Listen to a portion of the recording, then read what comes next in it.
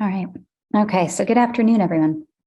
Thank you for attending our closing keynote, Data plus Compute equals Love, Centering Research and Underrepresented Voices at the RDAP Summit 2023. So this is a Zoom webinar. Attendees are muted and your cameras are turned off. To ask a question, please use the Q&A at the bottom of the screen. The session will run from 2 to 3:15 Eastern Time and 11 to 12:15 Pacific Time, with the last 15 minutes open for Q&A. We'll save all the questions until the end of the session. After the session, please feel free to drop any questions that you have and continue the conversation in the chat at Huga.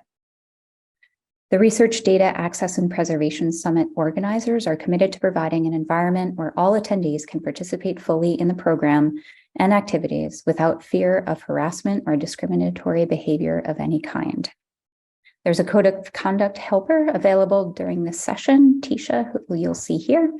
You may direct any questions to them in Huva if you need assistance.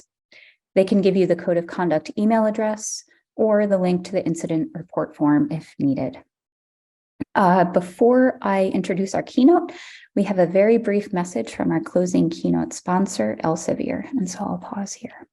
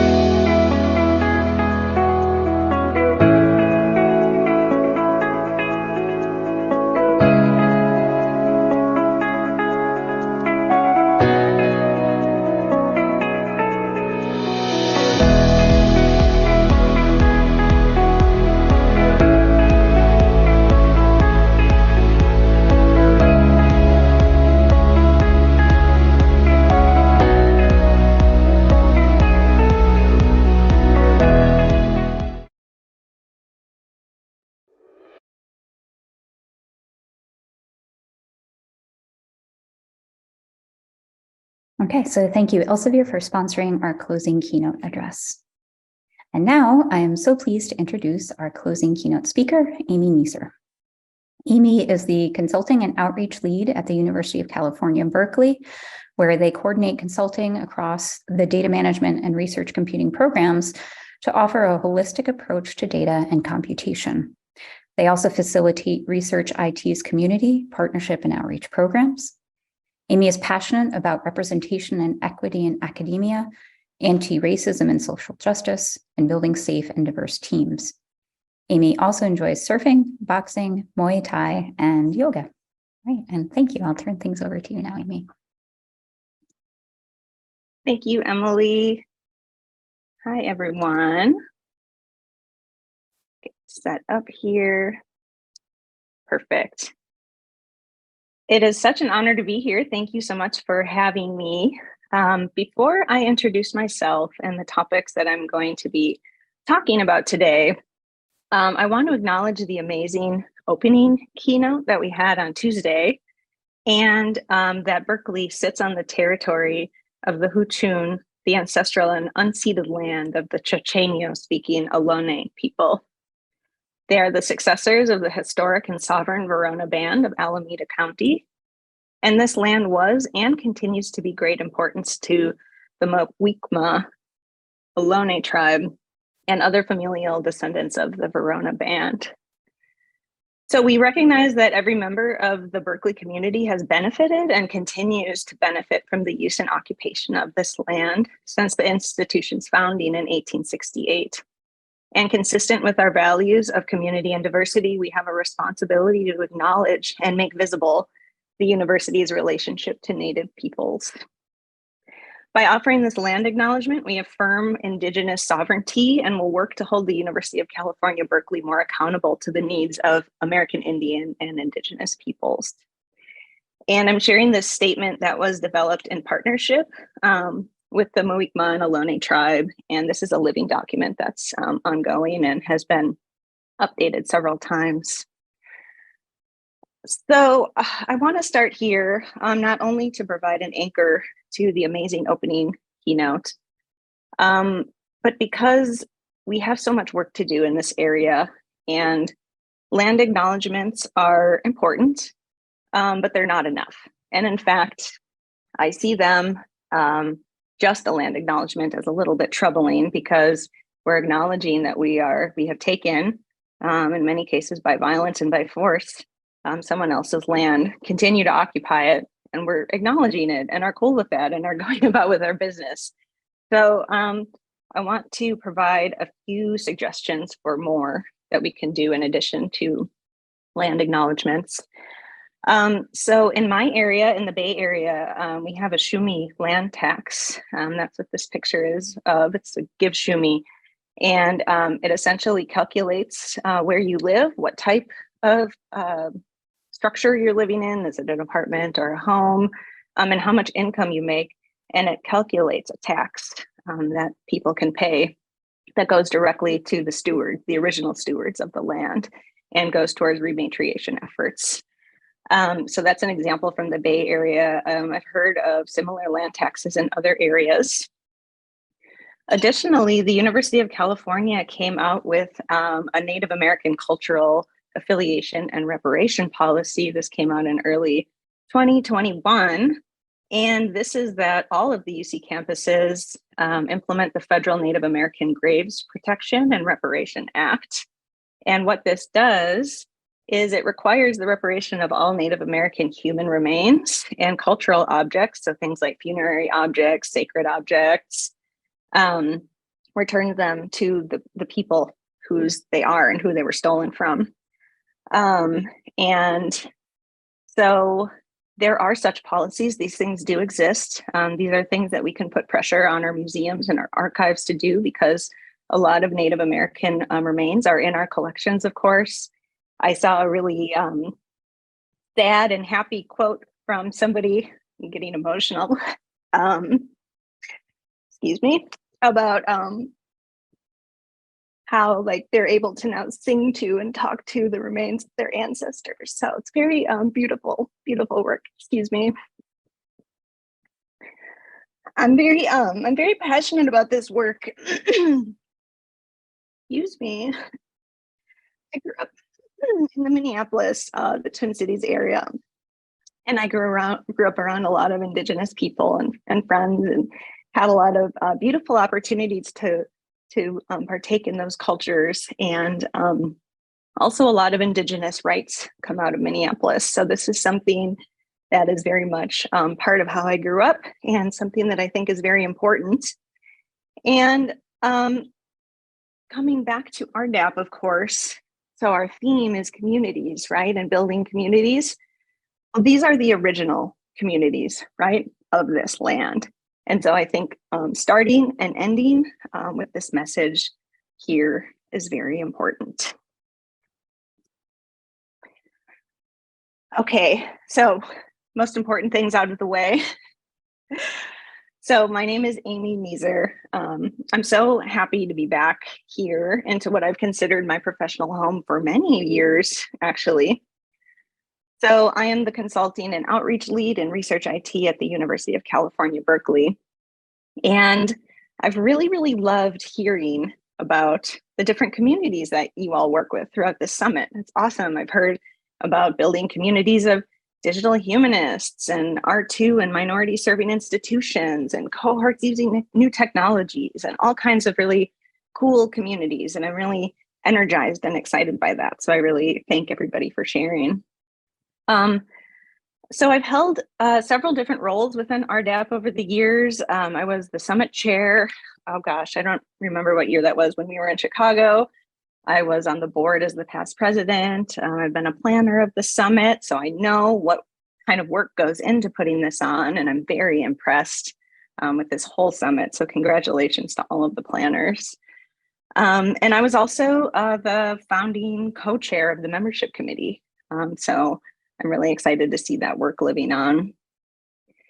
And as my work has turned more from solely existing in the data space to incorporating aspects of computing, which is what I'm going to be talking about a lot today, I've also gotten really involved in an organization called CARC, the Campus Research Computing Consortium. And so I wanted to kind of step back in some ways from some of my roles within RDAP and make space for others and new voices and people that are earlier on in their careers and need these opportunities, and focus a bit more on the Campus Research Computing Organization while providing links between these two organizations, which I think is really important, bringing the computing and the data together.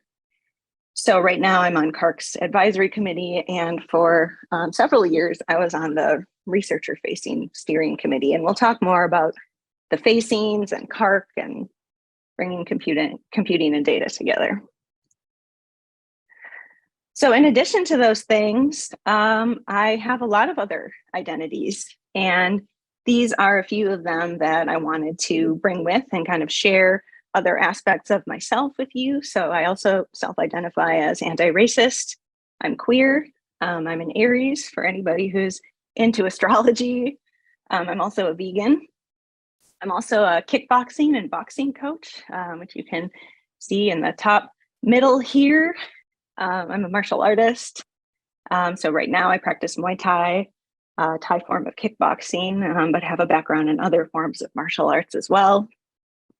I surf, as you can see down here in the lower right, with my surfboard. I'm a yogi, I'm a forager, I'm an explorer, right? So we all have a lot of different identities that we choose which ones we want to bring and share with whom. So I hope that you get to know me a little bit better. If anybody wants to be friends or follow some of my adventures, I put my Instagram down here, Gallia Boxing. Gallia is actually the name I use as my fighter and my coach name. So that's why it's a different name. But let's be friends. So that being said, I have a few interactive components to this chat. And so I would very much like to hear from all of you. And my first question to you is, who is here? Who's in the room? So if you could all please go to menti.com. I'm going to be using a tool you might be familiar with called Mentimeter. So menti.com. And then it's going to prompt you for a code. So please enter 5244. 4965. And I'm going to click on this. Don't worry, the code is going to come back. And it's right here at the top of the screen, if you can see that. So let me hear from you. I'll give you a few minutes to navigate there and let me know who is here. Oops, I think I needed to open the voting. So if it wasn't working, try it now.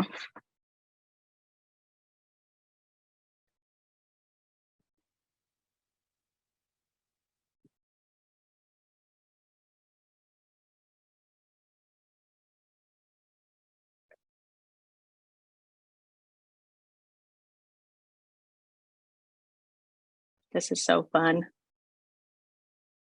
I saw salsa dancer fly by. I saw power lifter. We should talk. I like lifting too. Tired, birder, data nerd. I see some of you are putting your locations, your names, your hobbies. I see a tired parent and a chocolate lover. This is awesome. Mountain biker. Wow. Y'all, this is amazing. Thank you. And feel free to see some other queers here too. Hey. Feel free to keep adding. I'm actually going to include these in my archived presentation so we can look at all of the results after. Plant lover, me too. Awesome. All right, I'm gonna go back here. So thank you so much for participating. And when I was making that poll, at first I started making categories like, oh, academic librarian and industry and things like that. And I thought, that's insane. I'm not going to categorize you all. You all are unique and multifaceted individuals. And I'm going to let you self-identify however you want and bring whichever pieces to this space that you are comfortable sharing.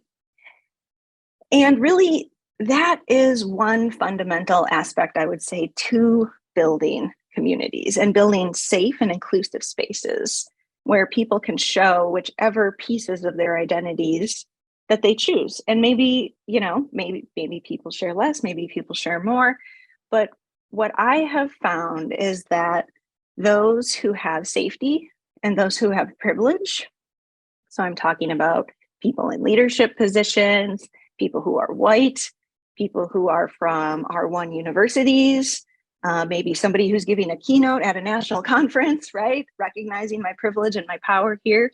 We really have the responsibility and the privilege to show parts of our authentic selves and our intersectional identities in order to create safe spaces for others to do so or not do so. So it's really about creating a safe space. And so why? Not only because it's the right thing to do, because people that are from dominant groups are not doing all this extra unseen work of ensuring safety. For some people, it's unsafe for them to just exist in the world. Trans folks, Black folks, all kinds of different groups, right? And so for those who aren't worrying about being safe and having all of this extra work, these other folks have extra time to advance in their careers and build more stable lives. And so this continues to further these inequities, right? So I'm calling upon all of us to do this work. And I'm calling for you to do this from an individual level, so within yourselves. And I would posit that we all participate within these exclusionary systems unconsciously, and we perpetuate them, even those of us who are from different non-dominant groups, right? So toxic masculinity is an example, right? We live within a patriarchy system, and I will even find myself taking up too much space in meetings, right? Talking too much. Maybe I get excited and I talk over other people. This is change that I can make within myself, which then transfers to my team, right? I show, no, this is how we allow space for other people. This is how we give other people chances. And then it cascades from there. So individual to team, to community, to the world, right? Yeah, and I just want to give a quick shout out. This is some artwork that I took a picture of that's not too far from where I live in downtown Oakland. This is by Girl Mob, who is a really, really awesome social justice female graffiti collective. And they're all people of color, and they all do really amazing art. And of course, the Black Panther Party is from Oakland, California. I'm very, very proud of that. And they are very much alive and well and active today. And so you see a lot of Black Power fists and Black Panthers and all kinds of iconography around my city related to the Black Panther Party, which I love. So I wanted to share that with you. And there is a link down here to Girl Mob's Instagram. If you want to check them out, I highly recommend it. They also do graffiti camps for girls of color, which is amazing. Okay, sorry, I'm just clicking Zoom. So I want to share just briefly about my journey and how I started in libraries, kind of moved into the data space, and then how data led me into the computing space. So my first position in a library was as a library assistant, and I was at the University of Minnesota in the Physical Sciences and Engineering Library. And I loved that job. If anybody here is from U of M, feel free to clap do some clapping emojis. But this was great because I did all of the traditional library things, right? I was reshelving books and sending books down to the bindery and really like learning how libraries actually work. I loved it. Right around that time, it was around 2013, and that's when the OSTP memo came out, and people started becoming really aware of data, right? And working in a science library, we were some of the early adopters because some of the obvious and heavy data users, of course, are scientists. So we started offering data management workshops, and that's kind of when that first started getting off the ground. So the next position that I took was also at the University of Minnesota. I became a liaison librarian for the plant sciences departments. And I had a split role, which I know many of you have, between being a research services, so like data and other research services, and then a liaison to the plant sciences. And I loved that role, and I really got to get more deep into the data game, of course, which was great. Then my life took me to the University of Michigan, where I had the privilege of focusing solely on data, which was great. So I loved having a collection, but I also really loved not having a collection. So I focused a lot on the data repository, Deep Blue Data, which I know many people know, very famous repository, and did that work for a few years. Then I was called out west. My soul needed to be in California. I love the West Coast. And so I came to UC Berkeley, which is in many ways my dream institution. So I knew that I wanted to work in public education for sure. I'm a first generation college graduate, and public education was really my ticket to a better life in so many ways. And so I want to give back to public education specifically. So not only is Berkeley the top public institution, that's amazing, it's also in the Bay Area, right? So it's super diverse, it's urban, it's also by nature, and I just love it. This is my home. So my first position that I took was a split between the library and the organization I work for now, Research IT. It was a shared position between the two, and I was managing the research data management program. And my colleague, Erin Foster, who I think is in the audience, hey, Erin, is in that position now. And we work really closely together, of course. So once I got a taste for the computing world, though, I really fell in love with it. I really liked it. And so when a position became available, my current position to manage the consulting and the outreach efforts, I went for it, I got it, and now I'm fully in research IT, which I love. So I hope that you can kind of see how I went from libraries to data to now data and computing. And I want to just mention that there are so many opportunities for data professionals. And I know that I definitely had this identity of like, I'm a librarian, I'm always going to work in a library. And I had a huge existential crisis when I took the research computing job. I'm like, am I still a librarian? What does that mean? Is everybody in RDAP still going to like me? And thank you. You all do. I appreciate it. But we have a lot of skills that are transferable. And I think in ways that maybe librarians undersell themselves on. So I was really excited when Lorraine Kennard reached out to me. She runs the Librarian Link Over podcast, if you've heard of that. And the whole point of her podcast is to show the value of these transferable skills. And so she talked to me about how library skills are transferred into the computing world, but she has different episodes with librarians who have gone into different professions. So I would definitely encourage you to check out this podcast, not even just my talk, but this podcast in general. So another kind of way to identify or self-identify is, so I mentioned CARC, the Campus Research Computing Consortium. They have this thing called the People Network, and it aims to foster, build, and grow an inclusive community for campus professionals who support research computing and data and the researchers who use them. So that sounds like us, definitely. So I was really excited to see that CARC has these different facings. So there's data facing, researcher facing, software, facing, emerging centers, systems facing, and then strategy and policy. And it's a really nice way for us to talk about the different aspects of our work, right?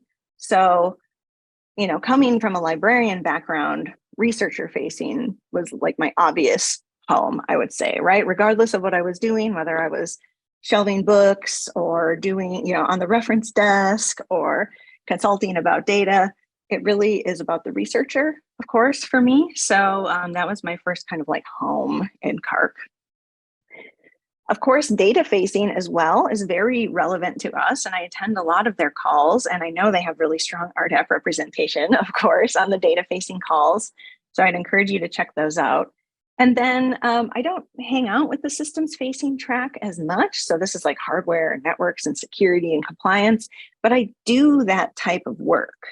So I kind of have them on my radar and I'll hop into their calls. All of these different facings or these tracks have monthly calls with topics every month, so you can just see what's coming up and choose if you want to attend or not. So that leads me to my next question for all of you on Menti.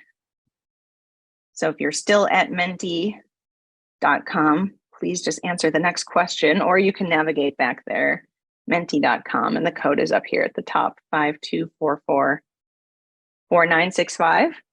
And I'm curious, which of the CARC facings do you best identify with? And you can pick multiple, right? I picked 3.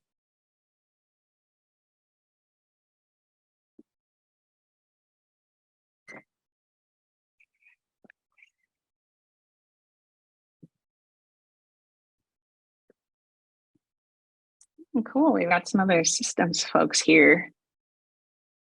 And emerging centers, awesome. Software.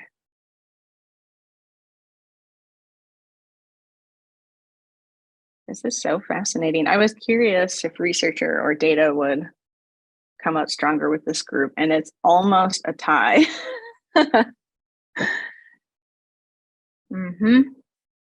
Okay, so it looks like a lot of us are researcher facing, of course. That makes a lot of sense, followed by data facing, and then strategy and policy. That's so interesting. Cool. Thank you. Thank you for participating in that. All right. So now I want to talk a little bit about research IT, kind of what it is, what we do.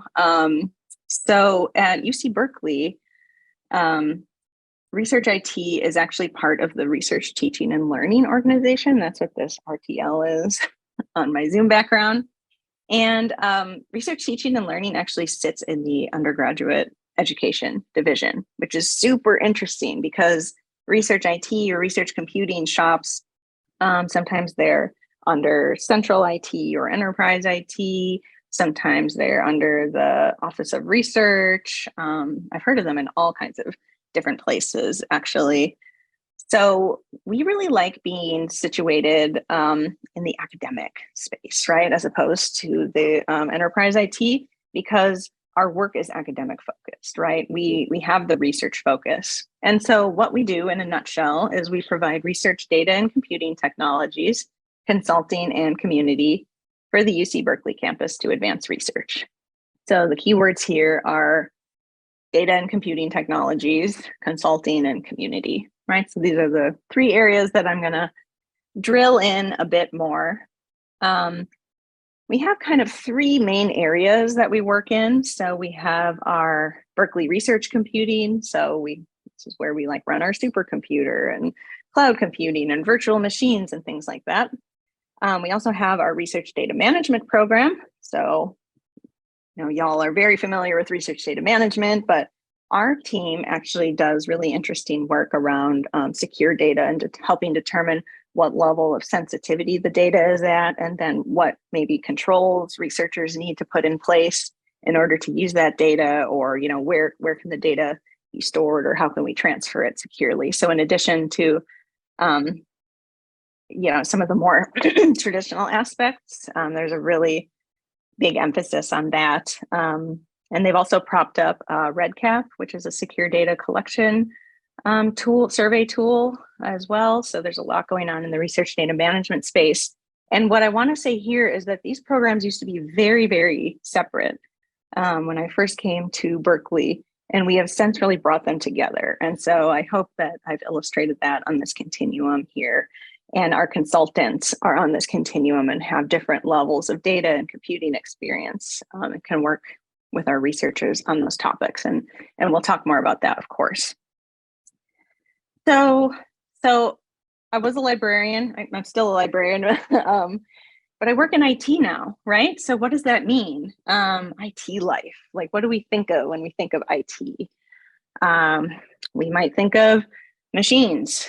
I see a lot of, these server racks, or this is actually our high performance computer, Savio. But a lot of people want to show like bare metal and like machines and like we're so smart and IT, right? Or maybe you think of a bunch of white people or a bunch of men, right? This is a real picture. This is actually me. I'm the one femme expressing person in this picture. And this was taken right when I started at Berkeley, and I saved it because I thought it was so funny, because I thought it really shows how far we have come in these ways and how much more of a diverse community that we are. And there are several really like cool people and people that I really enjoy and like working with in this picture. It's just that we need more diversity, of course. And well, there's always more work to do, always, and we'll be digging into what that means and looks like. It is getting better. I'm here to tell you that things are improving. And in our central IT organization, we have a female CIO whose background is actually a librarian, which is super dope. So again, if anybody wants to become a CIO, that's possible. Our skills are transferable. She and others have done a lot of amazing hiring work, people that are working on DEIBJ efforts. They went through and they did a pay equity review, and they looked at everybody's pay and then did a lot of like evening out. And of course, the people that weren't being paid fairly were people that are from underrepresented groups. And so it was a way of like normalizing all of those salaries. So that's huge, right? This is a Women Who Rock IT nomination that we had going on. And a few people from our team got nominated for this.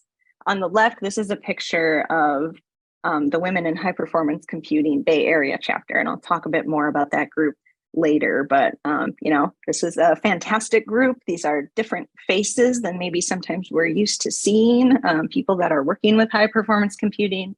And I think it's really important to show, right? We've come a long way from something that maybe looks like this to something that looks like this. And that gives me a lot of joy and makes me really energized about the other work that there is to do. So maybe just one more little bit on kind of research IT, because I really want to situate and I want everyone to understand the differences between research IT and enterprise IT, because we work very closely together, but we're incredibly different. So research IT is really, again, at the heart of it is that it's focused on the researcher, right? So we advocate on behalf of researchers, their needs, their perspectives. Campus will come out with these crazy things that researchers have to do. And we're the ones saying like, whoa, whoa, whoa, like researchers are never going to do that. Like that is way too outrageous of you to ask, right? So you need to like change it and make it more reasonable, right? So we always have this researcher perspective in mind and are always advocating on their behalf. And many of us are researchers ourselves, right? Like I come from a 10-year track. I'm a published, I do my own research and publishing. We have alt-acs on our team. So we ourselves are researchers, so we get it. So our focus is on people and relationships way more than the technology itself. And I like this picture. This is actually our team in our data center, putting in new racks to our supercomputer. And I like because, it shows the technology, right? We do tech, it's our deal, but it shows the people. And I like that it shows the diversity of our team as well.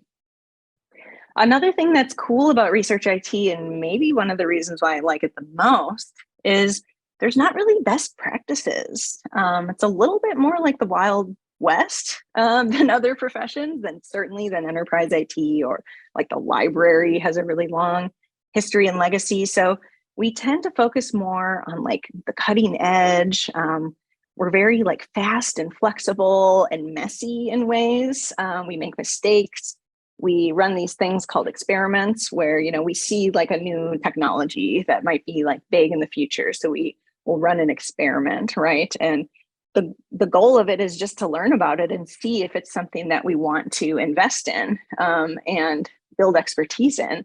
And it's okay if it doesn't go anywhere, right? Like it's, whereas enterprise IT has to like keep the Wi-Fi running, right? You can't take risks when you're running these really, really core services to campus, right? Those need to be completely stable.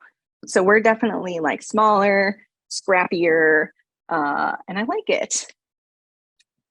2 more points on this. We have a very premium high touch service.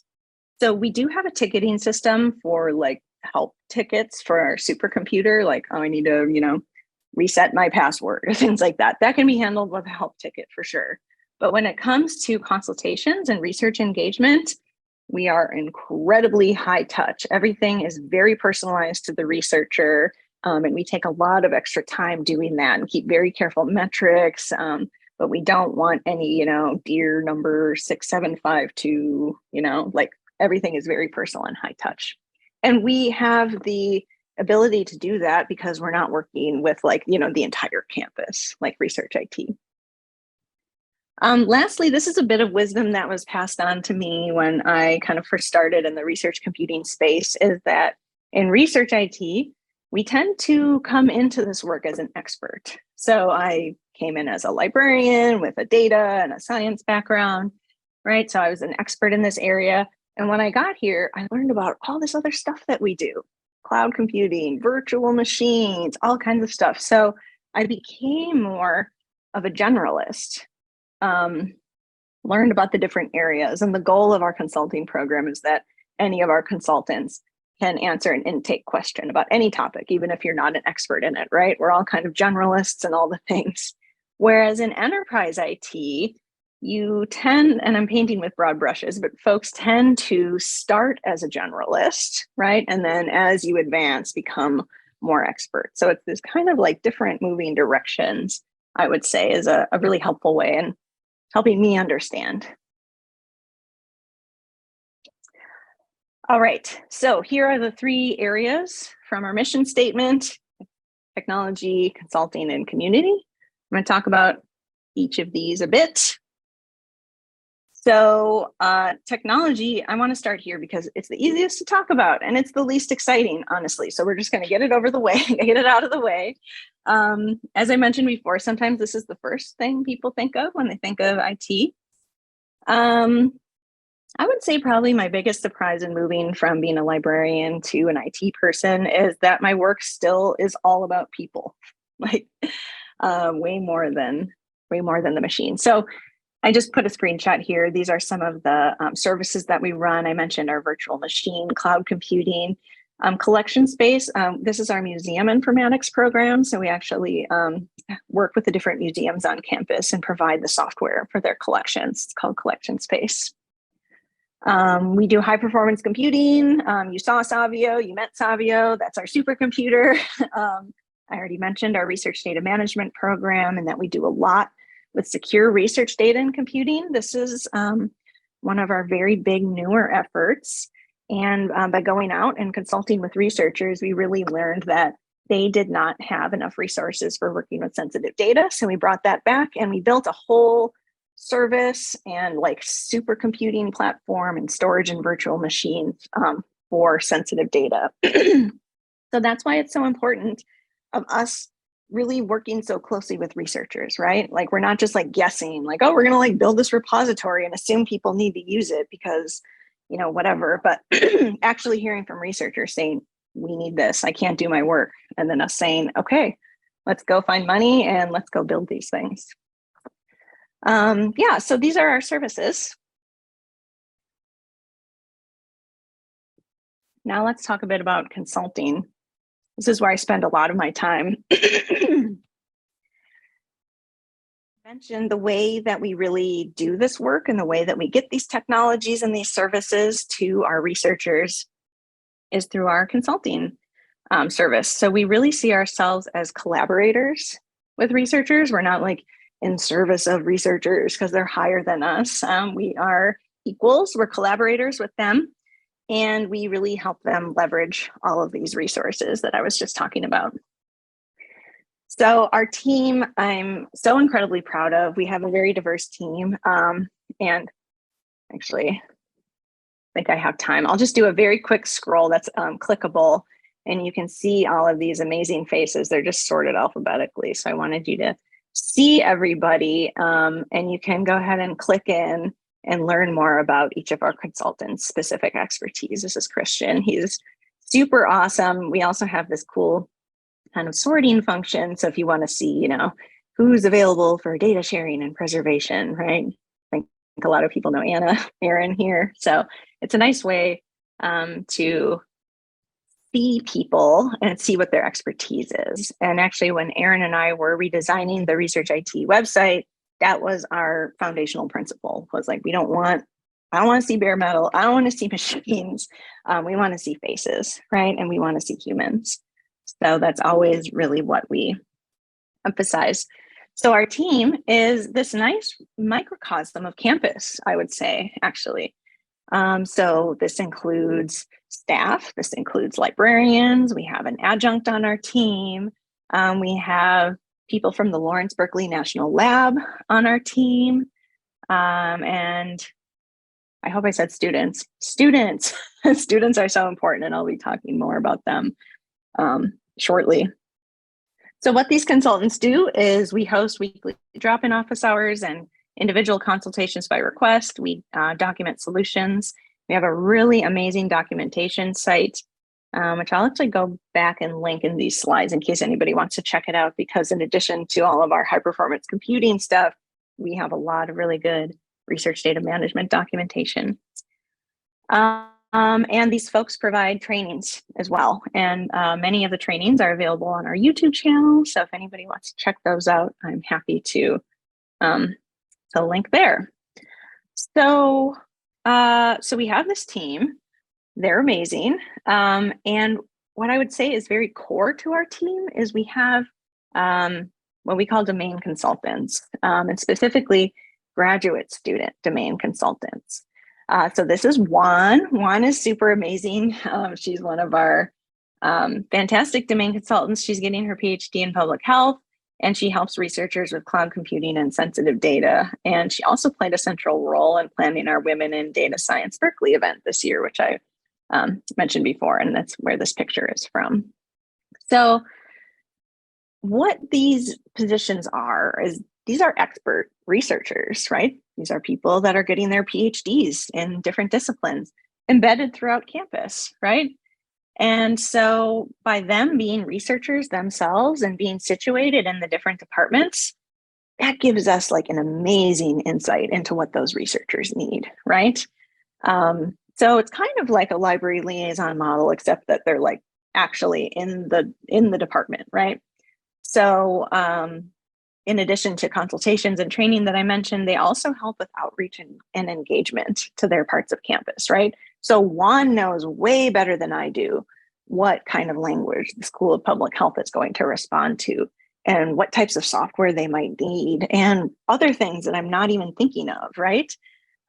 So I really appreciate the partnership of the domain consultants with the subject librarians as well. I would say those two working together, we have a lot of our bases covered. It's really, really nice.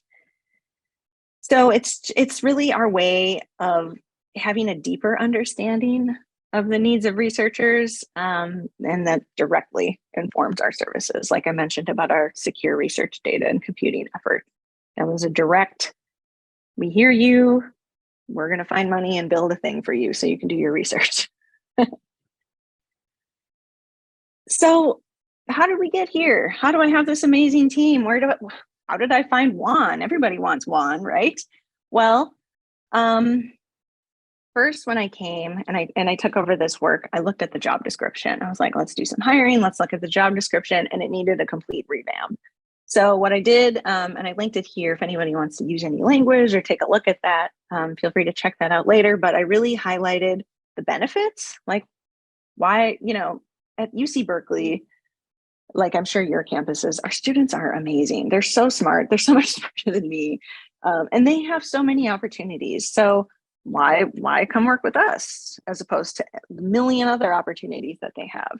So the first line in the job description I wrote, get paid to develop your skills in research, data, and computing, exclamation point. I think I even used bold, right? So we're going to pay you to develop skills that you can apply to your research, that you can bring back to your labs, right?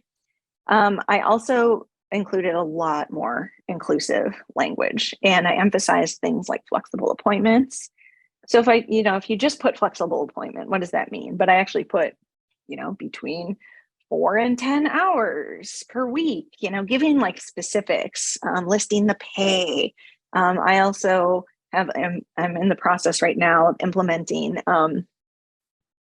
like pay raises in a more systematic way, and including that in the job description, that there's opportunities for advancement, things like that. So look at your job descriptions.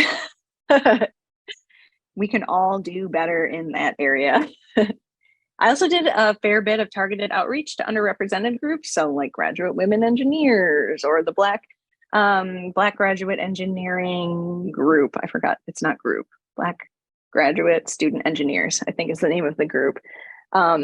Because being quite honest, during the time of George Floyd's murder, we were spending quite a bit of time talking about that and making space for discussions about that. And the graduate student consultants came to me and they said, look, we don't have a Black graduate student on our team. We've had Black undergrads, but we need Black grad students. And so we put a lot of effort into that.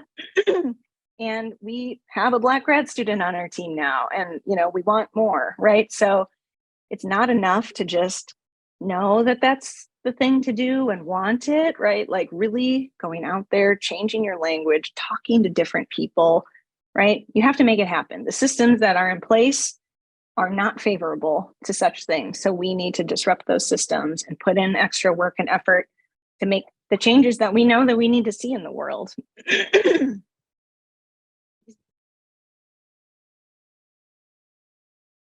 Another method that we've used is we've done a lot of targeted outreach to past users of our services. And maybe some of you are doing this as well. But, somebody that needs a consultation from us, maybe we later write back and say, hey, have you considered working with us?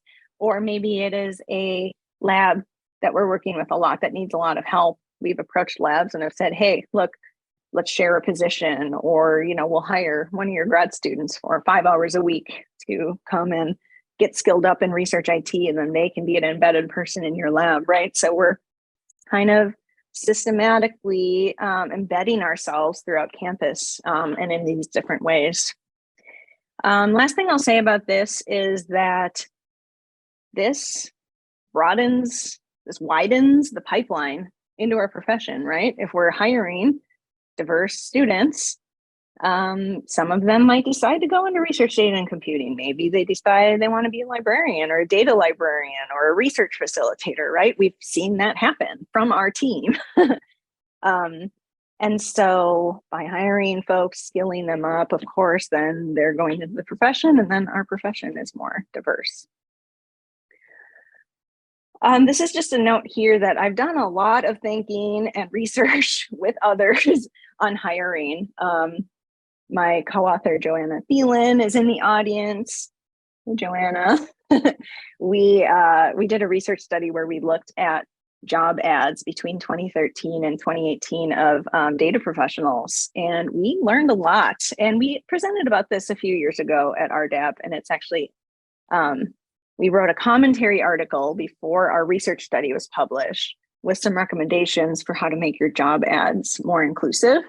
And that is in JezLib. And by the way, I love this JezLib logo with the RDAP on the flash. That is so cute. Whoever made that, just mwah. So that is the commentary, and then the one up here is like our actual research study with data and all of that, and of course recommendations.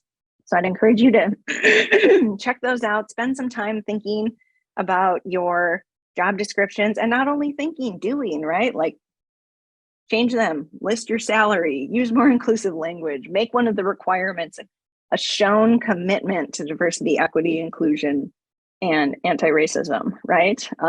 You get to choose. HR might try to tell you like, oh, you have to use certain categories, but if you push back on them like just a tiny bit, and especially with like data from a research study, I've found at my institution that they fold pretty quickly. And I've been able to make a lot of change at my institution by saying, oh, well, actually, here's this research study that I conducted, and what you're saying is not true according to this data.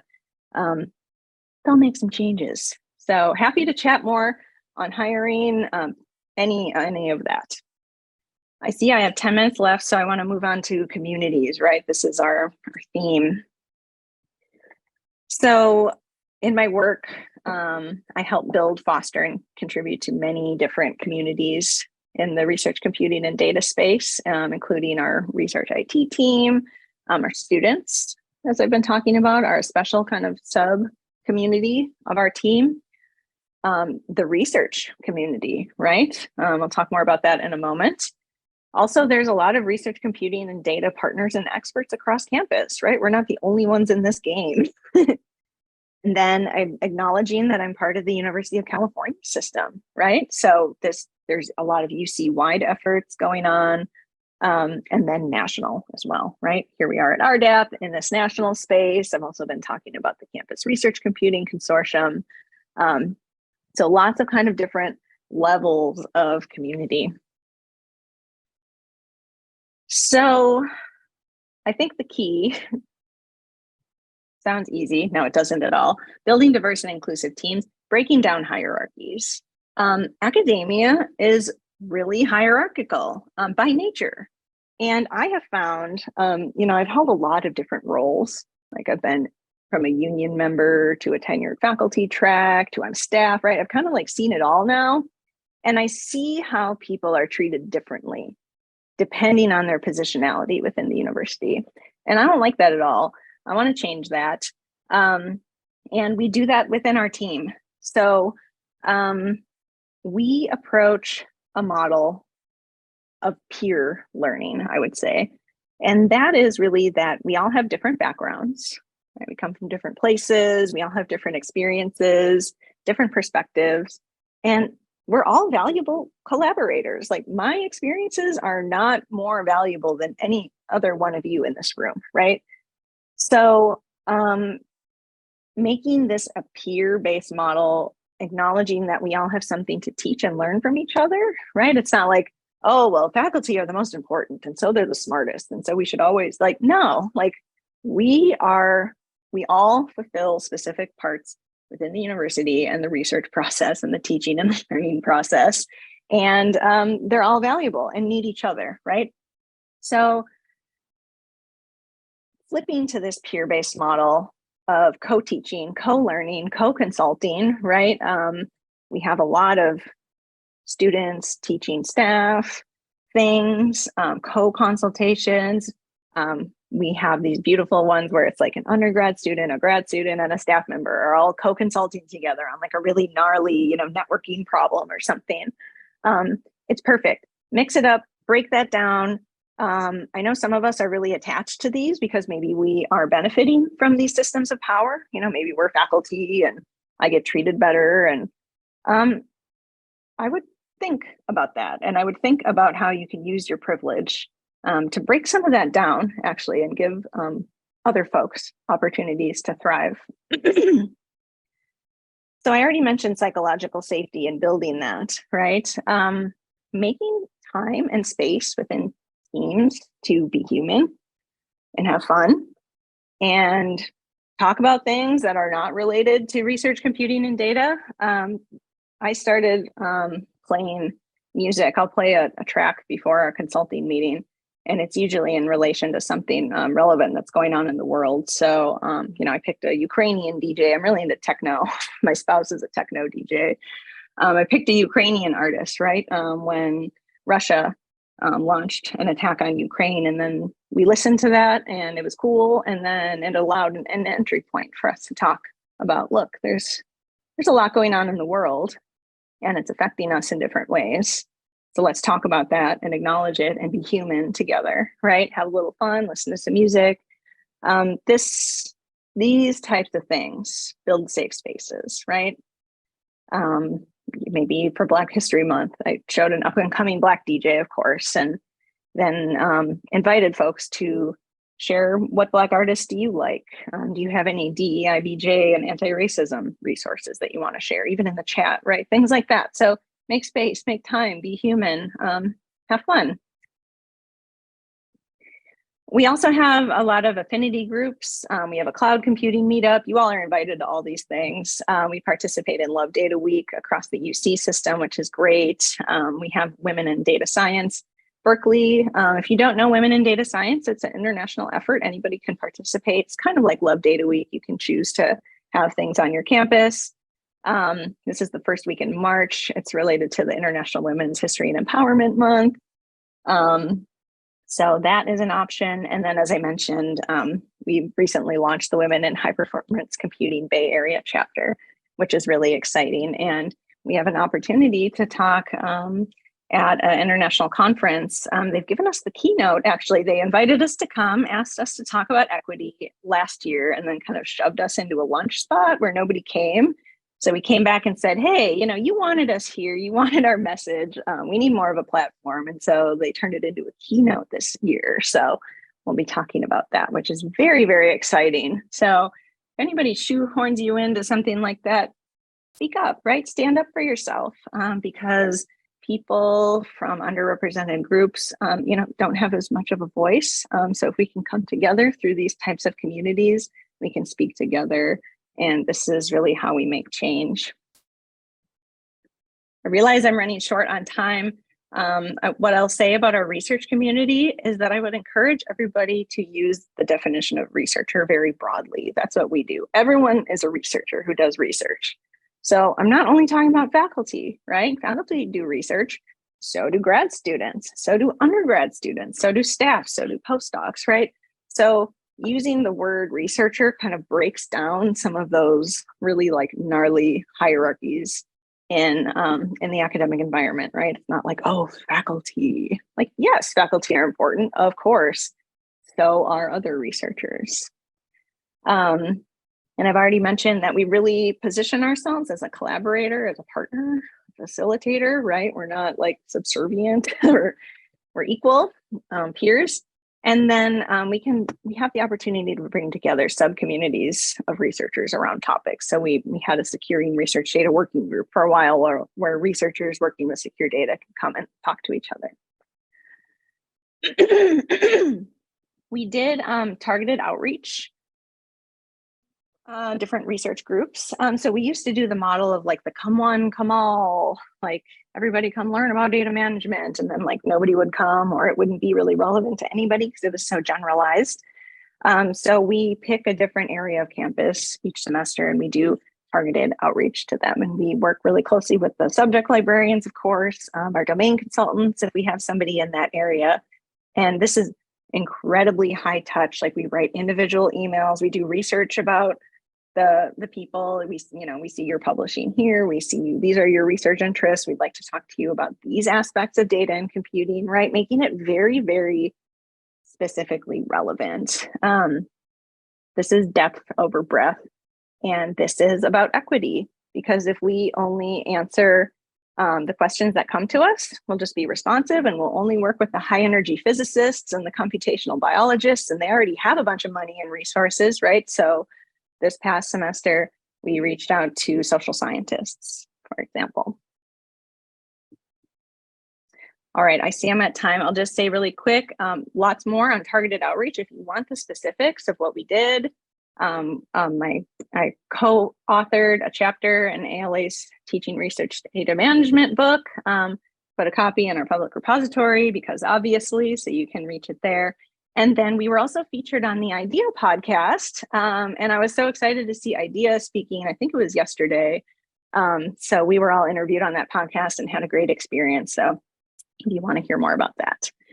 So last thing I will say, so again, we kind of have these different scalings, right? We start with ourselves, then our team, we build better teams, we think about the research community, we think about others at our universities who are also engaged with this work. This very messy graphic is just to show we're not the only ones in the research computing and data game, right? Much more. We have to kind of coordinate and figure out who's doing what. And what I'll end by saying is that, and this is the importance of a place like RDAP and the Campus Research Computing Consortium and the University of California for me, is that the collective is more important than any single voice, always, right? We can't move a mountain alone, right? It's a cliche, but it's completely true. And we have a collective vision and we can envision a better future. And the way that you bring things into reality is by envisioning them first, right? Everything that was ever made was first an idea. So if we can have a collective vision towards good, right? Towards equitable, towards anti-racism, this is how we create the world in which we want to live. And so I'll end by saying, I encourage you to keep your eye on the prize, right? I'll go back to put on my boxing coach hat here, right? Keep your eye on the goal. You never take your eye off of your opponent when you're boxing, right? When you're surfing, you always look where you're going. If you look down, you're going to go into the ocean, right? So keep your eye on that prize and come together with those that are around you. And let's do this. Let's build a collective vision for a better future. And that's exactly what RDAP is for. So thank you so much for allowing me to come and share my story. This picture is actually from last night. We held a women's boxing class at my boxing club. And so I hope you see that I take these principles outside of work as well and apply them to my boxing club. And I'll leave you with a quote from Fred Hampton from the Black Panther Party, very, very famous Black Panther. We're going to fight racism, not with racism, but we're going to fight with solidarity. So thank you so much. I will end there. And I appreciate you all so much for having me. Thank you. All right. Thank you, Amy. That was incredible. So we've got, well, that's a good note to end on. I know that I needed to hear that. So thank you. Okay. So thank you again, Amy, and to the audience for participating in this session. We're going to close out this session. And the next one is the RDAP business meeting and the closing. Tess, there's a different Zoom link for that, correct? That is correct. Okay. So you'll find see that you there. Yep, you'll find that in Hoova. All right. Thank you again. Thanks again, all.